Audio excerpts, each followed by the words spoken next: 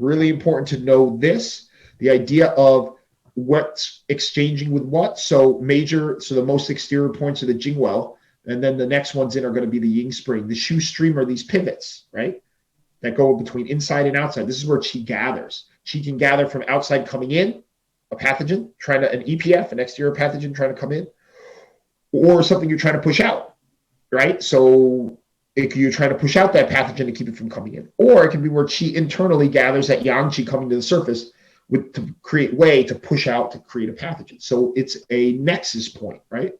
The Jing River, right? Deeper flow now, you're deeper in the body. These are going to affect somebody's voice. It's going to treat things like dyspnea, difficulty breathing, irregular breathing, cough. And then the He points, right? They connect deeply. If you notice where the He points are, they're around the areas where you bend. To find the He points, you need to bend your arm. Why? Because it opens. If you guys hold in lung 5, right, and you press on it, it's pretty, if your arm is out, it's pretty hard here. But as you bend it, what happens? That point opens. You go real deep, right? This is this idea that you have to open, you have to bend the joints to get to the He points. These points don't necessarily always reveal themselves to the exterior. The more interior points do not. Jingwell, they all reveal themselves to the exterior. You're dealing with exterior Qi on the exterior of the body.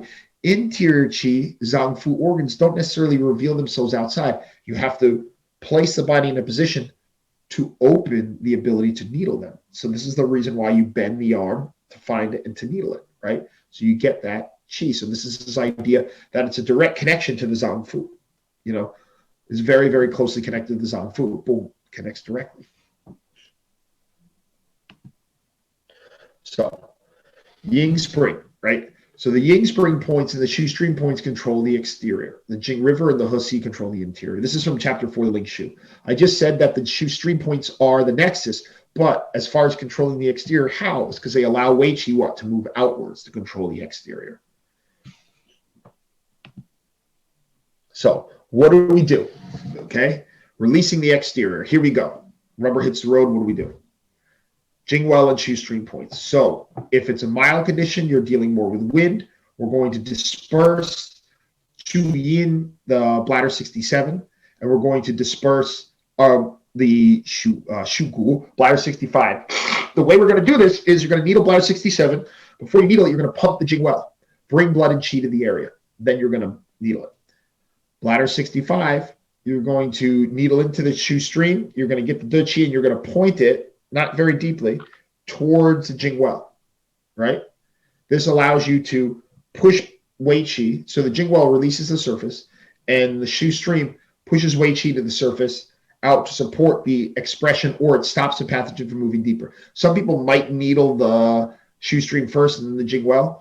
I generally needle the Jingwell first. But this is this idea here. You're not going very deeply, but you are getting Qi first. You want that De Qi, and then you're doing that. With the Jingwell, you don't need De Qi, right? You just need to pump and needle. And then with the Shu Stream, though, you get a bit of De Qi and you move down, right? You move down the channel. If the condition is mild, you only need to use the bladder channel. If it's more severe, you're going to use both the bladder and the small intestine Jingwells and Shu Streams, right? Some people asked me yesterday, would I do opposite sides? I generally do both on each side, unless the person's very, very deficient and I want to avoid using too many needles. I'll start with the bladder channel, both legs for the bladder channel, and then both arms for the small intestine channel.